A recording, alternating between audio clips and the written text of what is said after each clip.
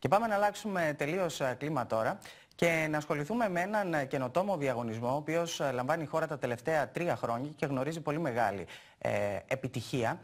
Ο τίτλος του είναι Young Business Talent και στην μετάφρασή του έχει να κάνει, όπως καταλαβαίνουμε, με νεαρά ταλέντα στην επιχειρηματικότητα. Πρόκειται για έναν διαγωνισμό στον οποίο τουλάχιστον φέτος είναι εκατοντάδες οι μαθητές λυκείου που συμμετέχουν, γιατί με ομάδες γίνεται αυτή η συμμετοχή από τα λύκεια όλης της χώρας. Θα μάθουμε περισσότερα για αυτό το διαγωνισμό, γιατί τώρα βρίσκεται σε πυρετώδες προετοιμασία εξαιτίας του εθνικού τελικού από τους επόμενους καλεσμένους μας, οι οποίοι έχουν ξεχωρίσει. Καταρχάς, να ξεκινήσουμε από τον κύριο Κωνσταντίνο Αρετέο, ο οποίος είναι υπεύθυνος του Young Business Talent Ελλάδος, με τον οποίο έχουμε συνδεθεί με Αθήνα. Να τον καλημερίσουμε. Γεια σας, κύριε Αρετέο. Καλή σας μέρα και καλή Σαρακοστή. Καλή Σαρακοστή και σε εσάς. Στη συνέχεια να σας στήσω τον κύριο Θεόδωρο Μάστορα, ο οποίος είναι καθηγητής στο 3ο ΓΕΛ Ευόσμου Θεσσαλονίκης. Καλώς ήρθατε κι εσείς. Καλημέρα σας. Και φυσικά την νεαρή δεσποινίδα καλεσμένη μας, η Γεωργία Καγιάννη, η οποία είναι μαθήτρια της Δευτέρας Λυκείου. Καλημέρα. Καλή σου μέρα. Λοιπόν, θα πάμε, νομίζω, από Αθήνα να ξεκινήσουμε καλύτερα για να μας δώσει περισσότερες πληροφορίες για το τι ακριβώς είναι αυτός ο διαγωνισμός. Ο κύριος Αρετέος, σας ακούμε. Ευχαριστούμε για τη φιλοξενία. Καταρχήν να πούμε συγχαρητήρια σε όλους τους μαθητές και τους καθηγητές τους. Όπως είπατε, είναι η τρίτη πετυχημένη χρονιά. Φέτος έχουμε 2.714 μαθητές σε 757 ομάδες από όλη την Ελλάδα. Αυτό το επιχειρηματικό παιχνίδι παίζεται online, δηλαδή οι μαθητές όπου και αν βρίσκονται στα σχολεία της Ελλάδας, σε όλα τα λύκεια, μπορούν να συμμετέχουν μέσα από το ίντερνετ, μέσα από το διαδίκτυο. Ναι. Έχουν ένα σενάριο με βάση το οποίο διοικούν μια δικιά τους εταιρεία. Αυτή η εταιρεία, να πούμε, είναι η ίδια για όλους, δηλαδή είναι μια εταιρεία καλλιτικών. Και αυτό για να υπάρχει συγκρισιμότητα, διότι οι αποφάσεις που παίρνουν πάνω σε πραγματικά δεδομένα σε όλες τις λειτουργίες της επιχείρησης είναι οι ίδιες για όλους. Έτσι λοιπόν, επειδή είναι διαγωνισμός και για να μπορούμε να συγκρίνουμε τα αποτελέσματά τους, παίρνουν τις ίδιες αποφάσεις. Είναι όμως ομαδοποιημένοι σε πεντάδες, δηλαδή οι 757 ομάδες είναι σε ομίλους των 5 επιχειρήσεων. Μάλιστα. Η κάθε εταιρεία, η ομάδα που είναι εταιρεία, ανταγωνίζεται άλλες 4. Ήθελα να σας ρωτήσω, αυτό το παιχνίδι το εμπνευστήκαμε εμείς από κάποιο παρόμοιο του εξωτερικού ή είναι δική μας έμπνευση? Όχι, είναι μια διεθνής πρωτοβουλία, λειτουργεί σε 6 χώρες, έχει έρθει από το εξωτερικό. Ο οργανισμός που το υλοποιεί είναι στην Ισπανία και το έχουμε προσαρμόσει στην Ελλάδα, στα ελληνικά. Το σενάριο είναι το ίδιο για όλες τις χώρες όπου παίζεται. Ναι. Και οι αποφάσεις είναι ακριβώς οι ίδιες, δηλαδή λειτουργεί με τον ίδιο τρόπο σε όλες τις χώρες. Είναι μια διεθνής πρωτοβουλία πολύ επιτυχημένη που λειτουργεί 6 χρόνια στο εξωτερικό. Μάλιστα. Οι ομάδες που κατάφεραν να ολοκληρώσουν τα 11 επιχειρηματικά έτη της διαδικτυακής φάσης, η οποία πόσο καιρό διήρκησε, θέλουμε να μας πείτε, και πώς κατατάχθηκαν, βάσει ποιας βαθμολογίας?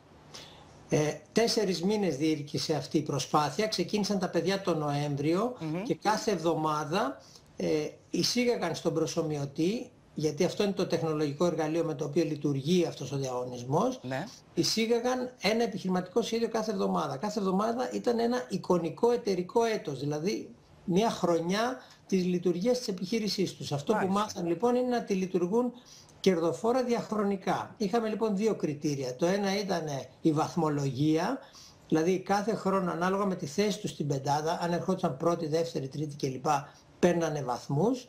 Και σε περίπτωση ισοβαθμίας το δεύτερο κριτήριο είναι η κερδοφορία της επιχείρησής τους. Έτσι υπάρχει μια απόλυτα αντικειμενική κατάταξη η οποία βγαίνει από τον υπολογιστή, δεν μπαίνει ανθρώπινο χέρι σε αυτή τη διαδικασία και από τις 757 ομάδες οι 75 πηγαίνουν στον τελικό της Δευτέρας Απριλίου. Δηλαδή σε λιγότερο από ένα μήνα έχουμε τον τελικό που θα γίνει στην Αθήνα. Μάλιστα. Και για τον οποίο θα μιλήσουμε σε λίγο, αφού βάλουμε μια άνω τελεία στην δική μας την κουβέντα, να πάω στον καθηγητή του 3ου ΓΕΛ, τον κύριο Μάστορα, και να τον ρωτήσω πώς πήρατε εσείς την απόφαση να συμμετέχετε σε αυτό και πριν από πόσο καιρό? Νομίζω ότι δεν είναι η πρώτη φορά. Είναι η τρίτη χρονιά φέτος, από την πρώτη χρονιά συμμετείχαμε. Στην αρχή είχαμε κάποιους ενδιασμούς γιατί είναι ιδιωτικός ο διαγωνισμός, ωστόσο διαψεύστηκαν όλοι. Είμαστε πάρα πολύ ευχαριστημένοι. Μετά από 3 χρόνια συμμετοχής θεωρούμε ότι είναι κάτι που πρέπει να το δοκιμάσουν και άλλοι καθηγητές και άλλα σχολεία, σίγουρα. Ευχαριστούμε την διοργανώτρια εταιρεία. Ναι, έχει αρκετά μαθησιακά ωφέλη. Είναι ένα παιχνίδι. Εμείς οι εκπαιδευτικοί ψάχνουμε να βρούμε εργαλεία που θα κάνουν το μάθημα πιο ελκυστικό. Σίγουρα τα μαθήματα είναι βαρετά, ειδικά όταν έχουν τέτοια αντικείμενα θεωρητικά, και πραγματικά βλέπουμε πολύ καλά αποτελέσματα στα παιδιά. Το αγκαλιάσαν και τα παιδιά, δηλαδή το απολαμβάνουν, διασκεδάζουν. Να ρωτήσουμε τα ίδια τα παιδιά. Γεωργία Καγιάννη, για σένα είναι η πρώτη φορά που συμμετέχεις σε αυτό? Όχι, συμμετείχα και πέρσι στον διαγωνισμό. Φτάσαμε και πέρσι στον τελικό. Ήταν μια πολύ ενθουσιώδη εμπειρία. Δηλαδή δεν υπήρχε περίπτωση μετά την περσινή εμπειρία να μην συμμετέχω και φέτος. Για περιέγραψέ τη μας λοιπόν. Εσύ με πόσους συμμαθητές σου, ποιες ώρες της ημέρας ασχολείστε με αυτό, ποιο ήταν το brainstorming, ας πούμε, που κάνατε εσείς μεταξύ σας για να αποφασίσετε αυτό το επιχειρηματικό, στρατηγικό σχεδιασμό, ας πούμε, μιας εταιρείας, και τι περιλαμβάνει αυτή η ιδέα? Ναι, λοιπόν, είμαστε 4 άτομα σε κάθε ομάδα. Φυσικά μπορούν να είναι και 3 τα άτομα, εμείς είμαστε 4. Ασχολούμαστε με το Young Business Talents, μπορώ να πω αρκετές ώρες την εβδομάδα, γιατί θέλει κάποια προετοιμασία. Κάθε εβδομάδα καταθέτουμε ένα επιχειρηματικό σχέδιο. Το προετοιμάζουμε όλοι μαζί και καταθέτουμε τις αποφάσεις μας στο τέλος της εβδομάδας. Τι περιλαμβάνει αυτό? Περιλαμβάνει τη διοίκηση μιας επιχείρησης και την προώθηση των προϊόντων, που είναι, όπως είπε και ο κύριος Αρετέος, τα ίδια προϊόντα για όλες τις εταιρείες. Ναι. Ασχολούμαστε με την προώθηση, με το εργατικό δυναμικό, με τις τιμές, με την παραγωγή των προϊόντων. Τι σας έκανε και ξεχωρίσατε, η περσινή σας εμπειρία, ή γενικά θεωρείτε, ας πούμε, ότι σε σχέση με τις υπόλοιπες προτάσεις οι δικοί σας ήταν ξεχωριστή, και για ποιους λόγους θέλουμε να ξέρουμε? Σίγουρα η περσινή εμπειρία ήταν ωφέλιμη για φέτος. Όμως και πέρσι καταφέραμε να προκριθούμε, έτσι και φέτος, και σίγουρα οι αποφάσεις που έχουμε πάρει σε κάθε επιχειρηματικό σχέδιο είναι αυτό που μας οδηγεί τελικά στο τελικό. Κύριε Παπαδημητρίου, άσχετα εάν αυτό είναι, πώς το λένε, μία έτσι ουσιαστικά λίγο πλασματική εμπειρία, παρ' όλα αυτά θεωρείτε ότι γίνεται έτσι μία σύνδεση με την αγορά εργασίας? Εμένα ρωτάτε? Ναι, σας ρωτάω. Μάστορας. Ναι, επειδή είδα το Παπαδημητρίου κάτω και ήθελα να το διορθώσουν, γι' αυτό και το είπα. Εντάξει. Με συγχωρείτε. Κοιτάξτε, τα παιδιά που στο Λύκειο αντιμετωπίζουν τέτοιο μάθημα στην Τρίτη Λυκείου. Ναι. Η Τρίτη Λυκείου είναι πολύ φορτωμένη για να ασχοληθεί. Εγώ δηλαδή τους αποτρέπω. Ωστόσο, πολλά παιδιά έρχονται και από την Τρίτη Λυκείου. Θα διαπιστώσουν στην Τρίτη Λυκείου λοιπόν τα πραγματικά ωφέλη. Και έχω συναντήσει 2 περιπτώσεις μαθητών που μου λένε, αφού έχουν συμμετάσχει, τώρα καταλαβαίνουμε καλύτερα, ή ναι, τώρα που μάθαμε και τις καμπύλες προόδου, ας πούμε, και τις καμπύλες ζήτησης, παραγωγής, καταλαβαίνουμε γιατί κάναμε αυτά που κάναμε στο παιχνίδι. Νομίζω ότι έχουν να κερδίσουν πράγματα. Το ίδιο θα ήθελα να ρωτήσω και στον κύριο Αρετέο, εάν δηλαδή στην βάση εκκίνησης της σκέψης των διοργανωτών υπάρχει αυτό το κομμάτι, το οποίο θεωρούν και σπουδαίο βεβαίως. Διότι η σύνδεση με την αγορά εργασίας, αλλά τη λογική και την φιλοσοφία που τη διέπει, αν πιστεύει πραγματικά ο κύριος Αρετέος ότι θα πρέπει να ξεκινά από αυτές τις ηλικίες, από αυτές τις βαθμίδες εκπαίδευσης. Ακριβώς αυτός είναι και ο στόχος μας. Δηλαδή αυτό το παιχνίδι είναι μια κοινωνική προσφορά, γιατί θέλουμε να δώσουμε στα παιδιά από νωρίς εφόδια απασχολησιμότητας. Τι σημαίνει αυτό? Μέσα από αυτό το επιχειρηματικό παιχνίδι καταλαβαίνουν τον κόσμο των επιχειρήσεων, που τελικά είναι και ο κόσμος του νοικοκυριού τους. Δηλαδή μαθαίνουν να διοικούν μια οντότητα, έναν οργανισμό που μπορεί να είναι και το δικό τους σπίτι τελικά, γιατί έχει να κάνει με έσοδα, έξοδα, κέρδη, ζημιές κλπ. Άρα καταρχήν είναι μια βασική γνώση για τη ζωή. Πηγαίνοντας παραπέρα, αυτό το επιχειρηματικό παιχνίδι δίνει εφόδια, δηλαδή δίνει γνώση των επιχειρήσεων και δίνει και αυτό που λέμε δεξιότητες.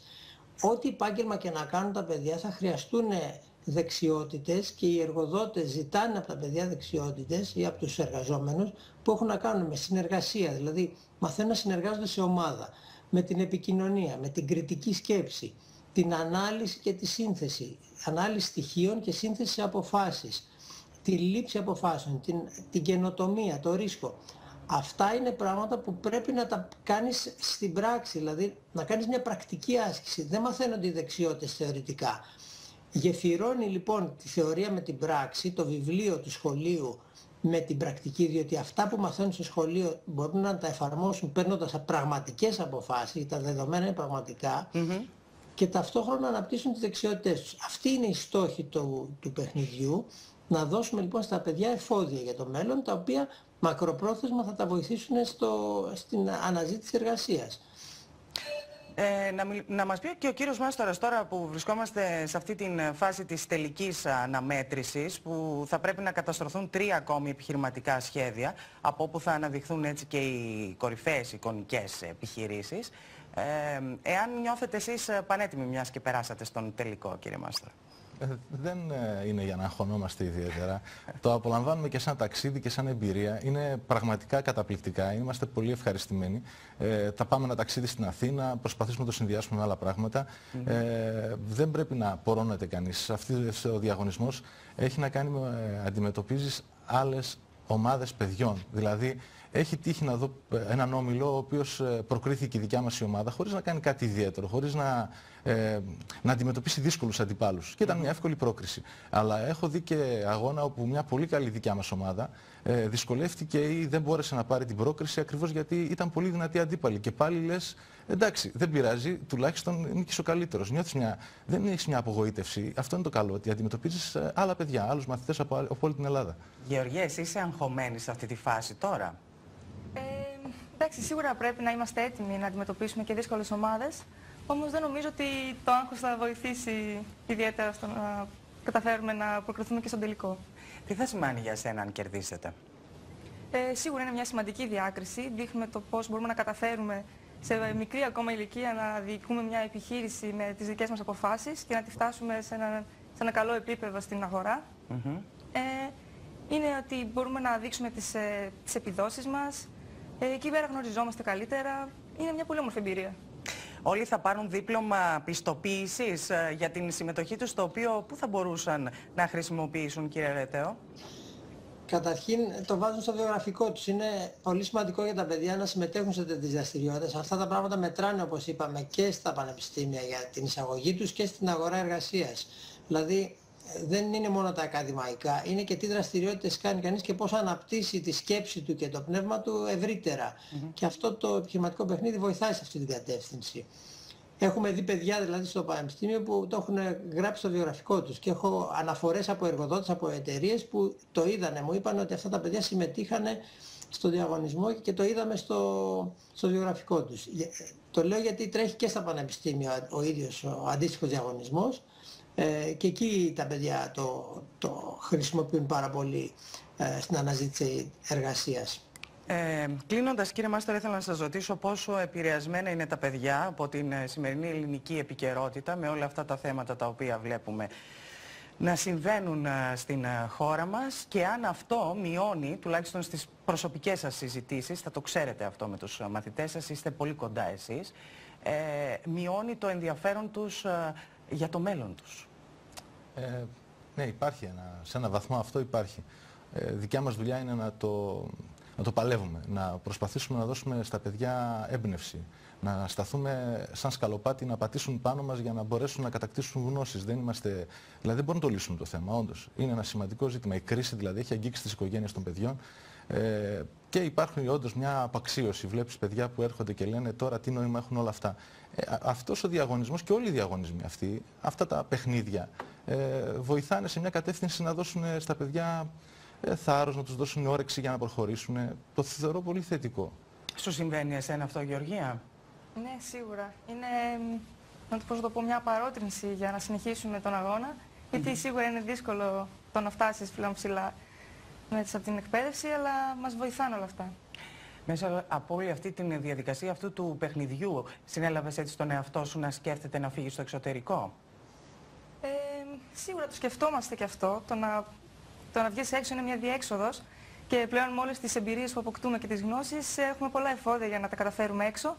Ωστόσο και θα προσπαθήσουμε, σίγουρα πρέπει και να προσπαθήσουμε να τα καταφέρουμε στην ίδια μας τη χώρα.